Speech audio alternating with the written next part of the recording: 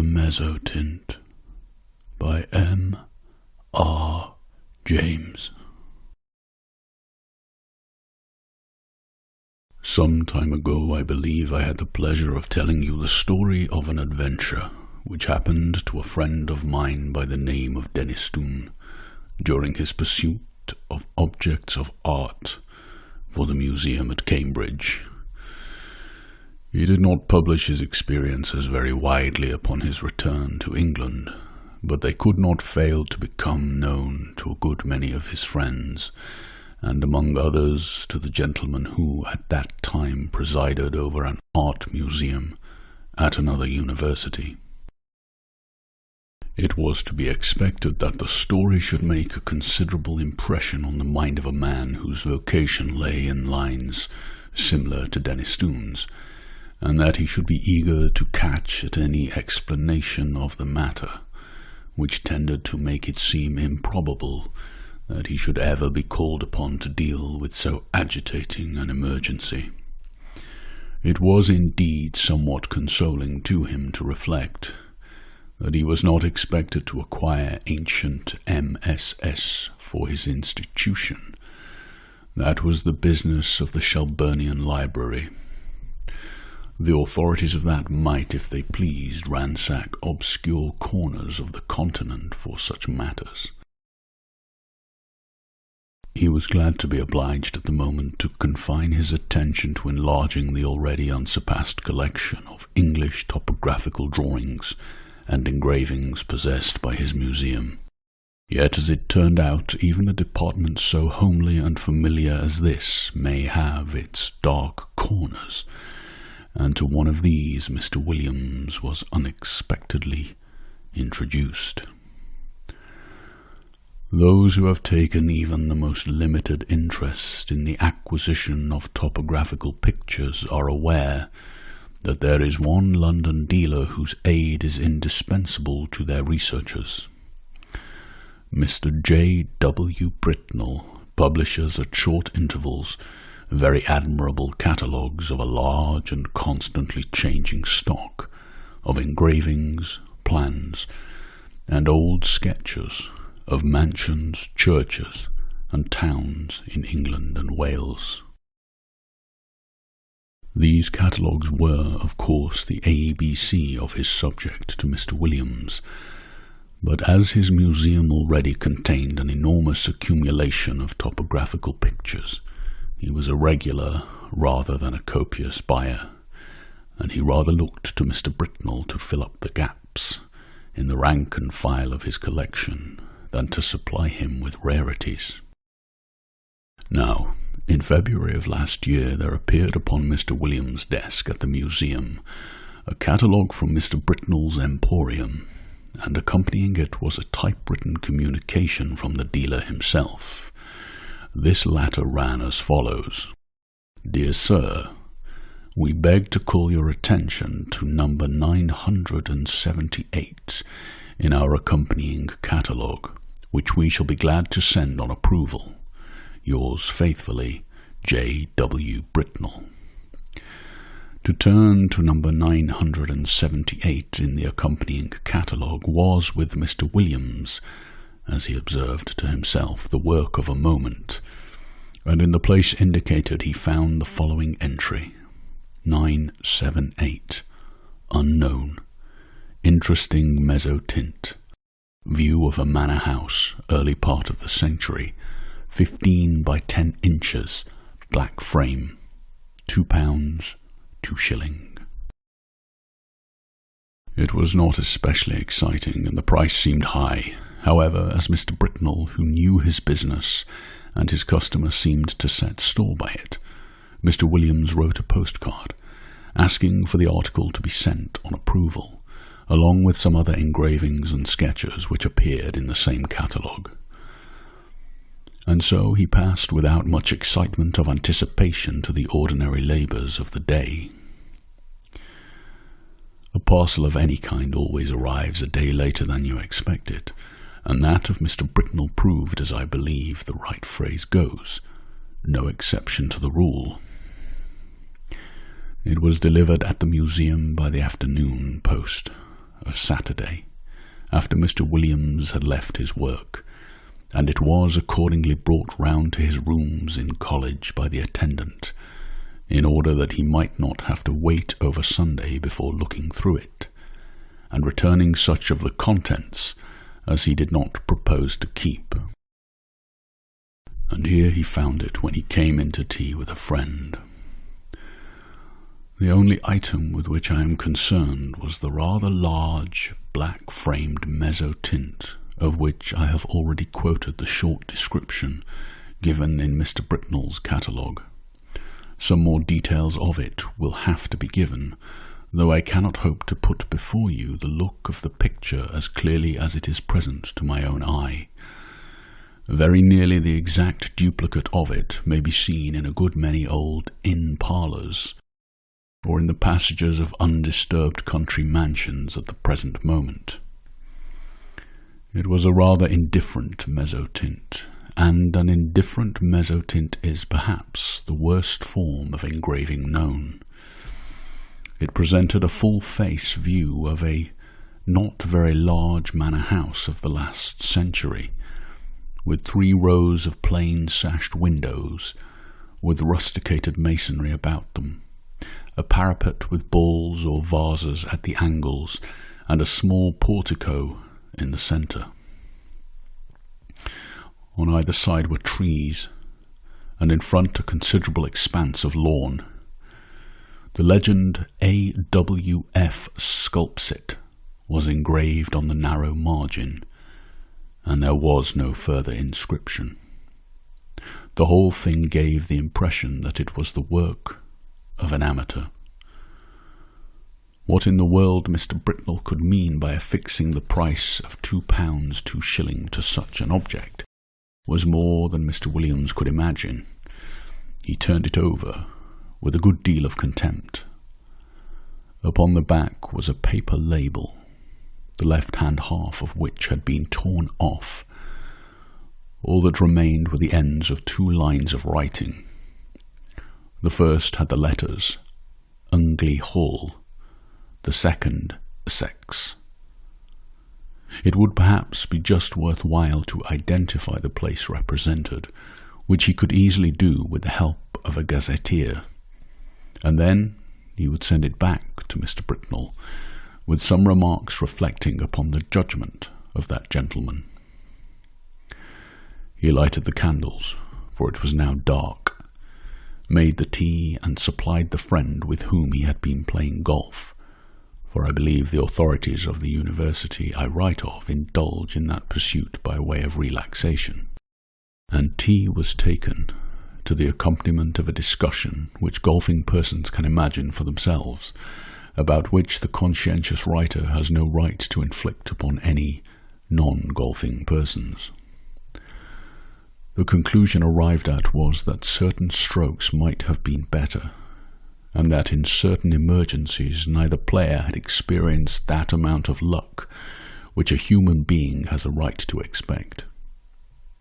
It was now that the friend, let us call him Professor Binks, took up the framed engraving and said, "What's this place, Williams?"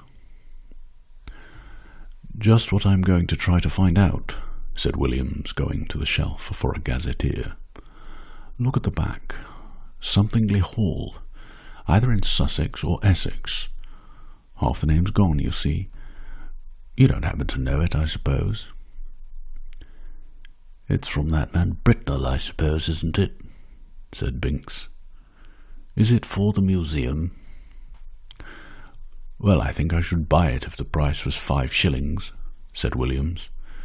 "But for some unearthly reason he wants 2 guineas for it. I can't conceive why. It's a wretched engraving, and there aren't even any figures to give it life." "It's not worth 2 guineas, I should think," said Binks. "But I don't think it's so badly done. The moonlight seems rather good to me, and I should have thought there were figures, or at least a figure, just on the edge, in front." "Let's look," said Williams. "Well, it's true the light is rather cleverly given, Where's your figure? Oh, yes. Just the head, in the very front of the picture. And indeed there was, hardly more than a black blot on the extreme edge of the engraving, the head of a man or woman, a good deal muffled up, the back turned to the spectator and looking towards the house. Williams had not noticed it before. "Still," he said, "though it's a cleverer thing than I thought, I can't spend 2 guineas of museum money on a picture of a place I don't know." Professor Binks had his work to do and soon went, and very nearly up to hall time, Williams was engaged in a vain attempt to identify the subject of his picture. If the vowel before the NG had only been left, it would have been easy enough, he thought. But as it is, the name may be anything from Guestingley to Langley, and there are many more names ending like this than I thought. And this rotten book has no index of terminations. Hall in Mr. Williams' college was at 7. It need not be dwelt upon, the less so as he met their colleagues who had been playing golf during the afternoon, and words with which we have no concern were freely bandied across the table. Merely golfing words, I would hasten to explain. I suppose an hour or more to have been spent in what is called common room after dinner. Later in the evening some few retired to Williams' rooms, and I have little doubt that whist was played and tobacco smoked. During a lull in these operations, Williams picked up the Mezzotint from the table without looking at it, and handed it to a person mildly interested in art, telling him where it had come from, and the other particulars, which we already know. The gentleman took it carelessly, looked at it, then said in a tone of some interest, "It's really a very good piece of work, Williams. It has quite a feeling of the romantic period. The light is admirably managed, it seems to me, and the figure, though it's rather too grotesque, is somehow very impressive." "Yes, isn't it?" said Williams, who was just then busy giving whisky and soda to others of the company, and was unable to come across the room to look at the view again. It was by this time rather late in the evening, and the visitors were on the move. After they went, Williams was obliged to write a letter or two, and clear up some old bits of work. At last, some time past midnight, he was disposed to turn in, and he put out his lamp, after lighting his bedroom candle. The picture lay face upwards on the table, where the last man who looked at it had put it, and it caught his eye as he turned the lamp down. What he saw made him very nearly drop the candle on the floor, and he declares now that if he had been left in the dark at that moment, he would have had a fit. But as that did not happen, he was able to put down the light on the table and take a good look at the picture. It was indubitable, rankly impossible, no doubt, but absolutely certain. In the middle of the lawn in front of the unknown house, there was a figure where no figure had been at 5 o'clock that afternoon.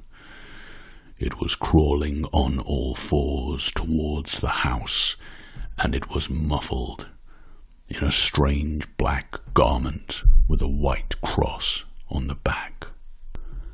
I do not know what is the ideal course to pursue in a situation of this kind. I can only tell you what Mr. Williams did. He took the picture by one corner and carried it across the passage to the second set of rooms which he possessed. There he locked it up in a drawer, sported the doors of both sets of the rooms, and retired to bed. But first he wrote out and signed an account of the extraordinary change which the picture had undergone since it had come into his possession. Sleep visited him rather late, but it was consoling to reflect that the behaviour of the picture did not depend upon his own unsupported testimony. Evidently the man who had looked at it the night before had seen something of the same kind as he had. Otherwise he might have been tempted to think that something gravely wrong was happening, either to his eyes or his mind. This possibility being fortunately precluded, two matters awaited him on the morrow. He must take stock of the picture very carefully, and call in a witness for the purpose. And he must make a determined effort to ascertain what house it was that was represented. He would therefore ask his neighbour Nisbet to breakfast with him, and he would subsequently spend a morning over the gazetteer. Nisbet was disengaged and arrived about 9:30. His host was not quite dressed, I am sorry to say, even at this late hour. During breakfast nothing was said about the Mezzotint by Williams, save that he had a picture on which he wished for Nisbet's opinion. But those who are familiar with university life can picture for themselves the wide and delightful range of subjects over which the conversation of two fellows of Canterbury College is likely to extend during a Sunday morning breakfast. Hardly a topic was left unchallenged, from golf to lawn tennis. Yet I am bound to say that Williams was rather distraught, for his interest naturally centred in that very strange picture which was now reposing face downwards in the drawer in the room opposite. The morning pipe was at last lighted, and the moment had arrived for which he looked. With very considerable, almost tremulous excitement, he ran across, unlocked the drawer, and extracting the picture, still face downwards, ran back and put it into Nisbet's hands. "Now," he said, "Nisbet, I want you to tell me exactly what you see in that picture. Describe it, if you don't mind, rather minutely. I'll tell you why afterwards." "Well," said Nisbet, "I have here a view of a country house, English, I presume, by moonlight." "Moonlight? You're sure of that?" "Certainly. The moon appears to be on the wane, if you wish for details, and there are clouds in the sky." "All right, go on." "I'll swear," added Williams in an aside, "there was no moon when I saw it first." "Well, there's not much more to be said," Nisbet continued. "The house has 1, 2, 3 rows of windows, 5 in each row, except at the bottom, where there's a porch instead of the middle one. And—" "But what about the figures?" said Williams with marked interest. "There aren't any," said Nisbet. "But—" "What? No figure on the grass in front?" "Not a thing." "You'll swear to that?" "Certainly I will. But there's just one thing." "What?" "Why, one of the windows on the ground floor left of the door is open."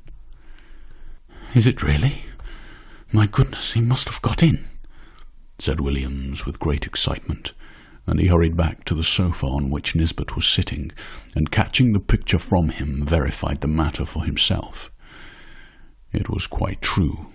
There was no figure, and there was the open window. Williams, after a moment of speechless surprise, went to the writing table and scribbled for a short time. Then he brought 2 papers to Nisbet, and asked him first to sign one. It was his own description of the picture which you have just heard, and then to read the other, which was Williams's statement, written the night before. "What can it all mean?" said Nisbet. "Exactly," said Williams. "Well, one thing I must do, or 3 things now I think of it. I must find out from Garwood," this was his last night's visitor, "what he saw, and then I must get the thing photographed, before it goes further, and then I must find out what the place is." "I can do the photographing myself," said Nisbet, "and I will. But you know, it looks very much as if we were assisting at the working out of a tragedy somewhere. The question is, has it happened already? Or is it going to come off? You must find out what the place is. Yes, he said, looking at the picture again. I expect you're right. He has got in.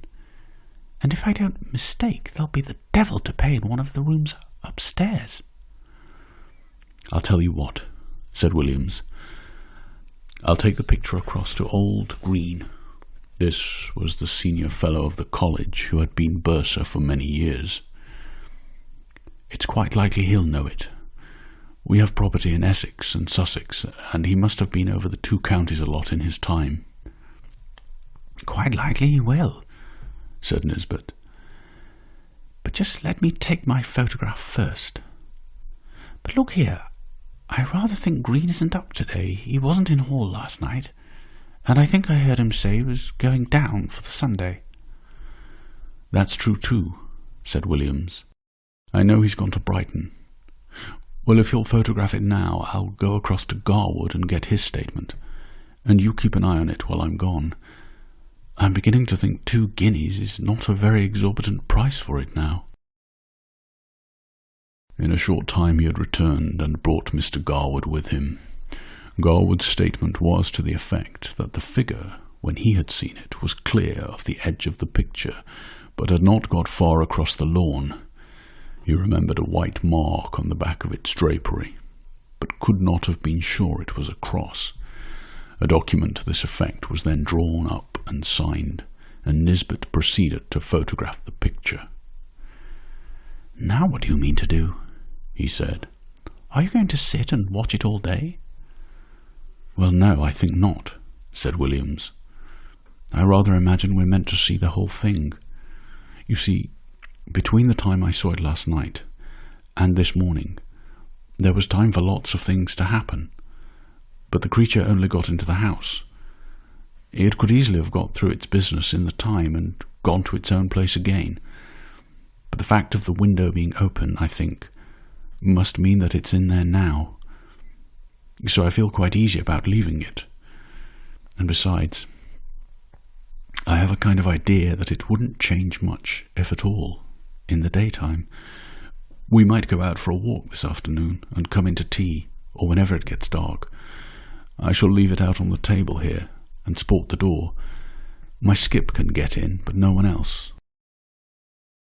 The 3 agreed that this would be a good plan, and further, that if they spent the afternoon together, they would be less likely to talk about the business to other people, for any rumour of such a transaction as was going on would bring the whole of the Phasmatological Society about their ears.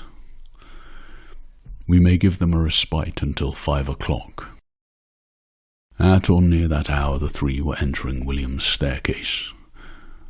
They were at first slightly annoyed to see that the door of his rooms was unsported, but in a moment it was remembered that on Sundays the skips came for orders an hour or so earlier than on weekdays. However, a surprise was awaiting them. The first thing they saw was the picture leaning up against a pile of books on the table, as it had been left. And the next thing was William Skip, seated on a chair opposite, gazing at it with undisguised horror. How was this? Mr. Filcher was a servant of considerable standing and set the standard of etiquette to all his own college and to several neighbouring ones, and nothing could be more alien to his practice than to be found sitting on his master's chair, or appearing to take any particular notice of his master's furniture or pictures. Indeed, he seemed to feel this himself. He started violently when the 3 men came into the room, and got up with a marked effort. And then he said, "I ask your pardon, sir, for taking such a freedom as to set down." "Not at all, Robert," interposed Mr. Williams. "I was meaning to ask you some time what you thought of that picture." "Well, sir, of course I don't set up my opinion against yours, but it ain't the picture I should hang where my little girl could see it, sir." "Wouldn't you, Robert? Why not?" "No, sir. Why, the poor child. I recollect once she see a door Bible with pictures not half what this is, and we had to set up with her 3 or 4 nights afterwards, if you'll believe me. And if she was to catch a sight of this skeleton here, or whatever it is, carrying off the poor baby, she would be in a taking. You know how it is with children, how nervous they get with a little thing and all. But what I should say, it don't seem a right picture to be laying about, sir, not where anyone that's liable to be startled could come on it. Should you be wanting anything this evening, sir? Thank you, sir. With these words, the excellent man went to continue the round of his masters, and you may be sure the gentleman whom he left lost no time in gathering round the engraving. There was the house as before, under the waning moon and the drifting clouds. The window that had been open was shut, and the figure was once more on the lawn, but not this time crawling cautiously on hands and knees. Now it was erect, and stepping swiftly with long strides towards the front of the picture. The moon was behind it, and the black drapery hung down over its face, so that only hints of that could be seen, and what was visible made the spectators profoundly thankful that they could see no more than a white dome-like forehead and a few straggling hairs. The head was bent down, and the arms were tightly clasped over an object which could be dimly seen and identified as a child. Whether dead or living, it was not possible to say. The legs of the appearance alone could be plainly discerned, and they were horribly thin. From 5 to 7 the 3 companions sat and watched the picture by turns, but it never changed.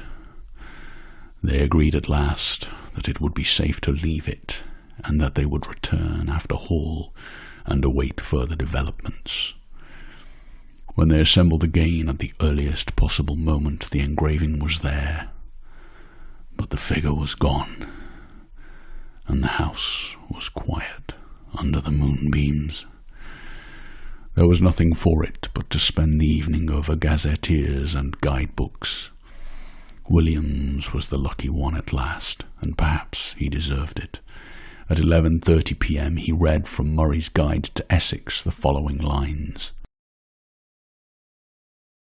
16.5 miles, Anningley. The church has been an interesting building of Norman date, but was extensively classicised on the last century. It contains the tombs of the family of Francis, whose mansion, Anningley Hall, a solid Queen Anne house, stands immediately beyond the churchyard in a park of about 80 acres. The family is now extinct, the last heir having disappeared mysteriously in infancy in the year 1802. The father, Mr. Arthur Francis, was locally known as a talented amateur engraver in Mezzotint.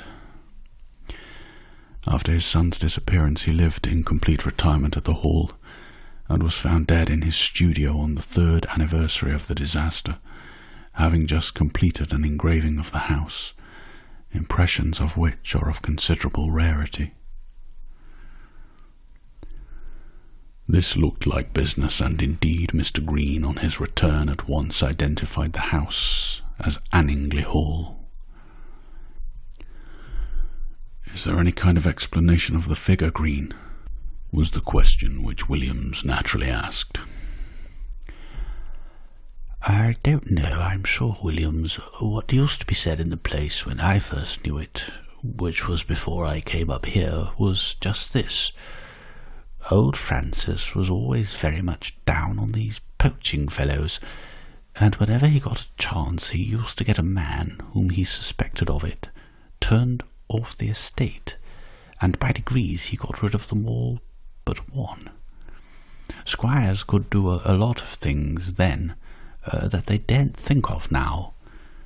Well, this man that was left was what you find pretty often in that country, the last remains of a very old family. I believe they were lords of the manor, at one time. I recollect just the same thing in my own parish. What, like the man in Tess of the D'Urbervilles? Williams put in. Yes, I dare say. It's not a book I could ever read myself, but this fellow could show a row of tombs in the church there that belonged to his ancestors, and all that went to sour him a bit. But Francis, they say, could never get at him.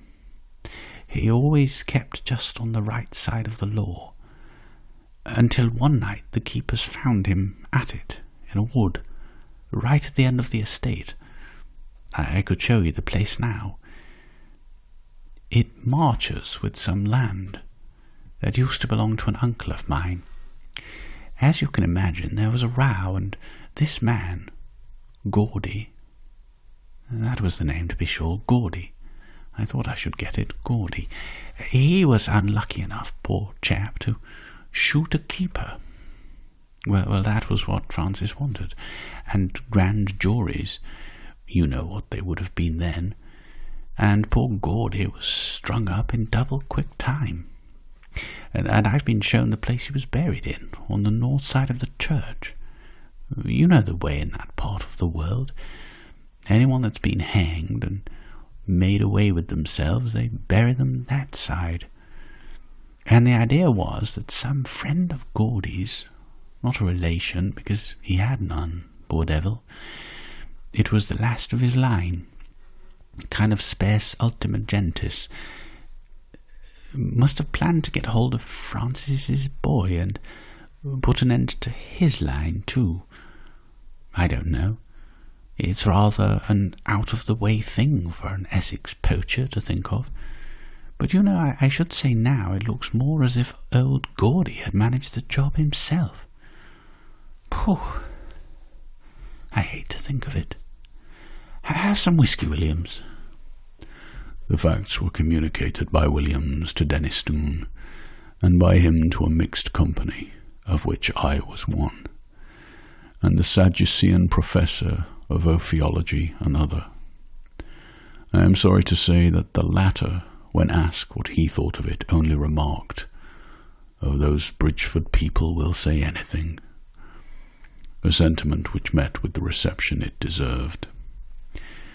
I have only to add that the picture is now in the Ashleyan Museum, that it has been treated with a view to discovering whether sympathetic ink has been used in it, but without effect, that Mr. Britnell knew nothing of it save that he was sure it was uncommon, and that though carefully watched, it has never been known to change again.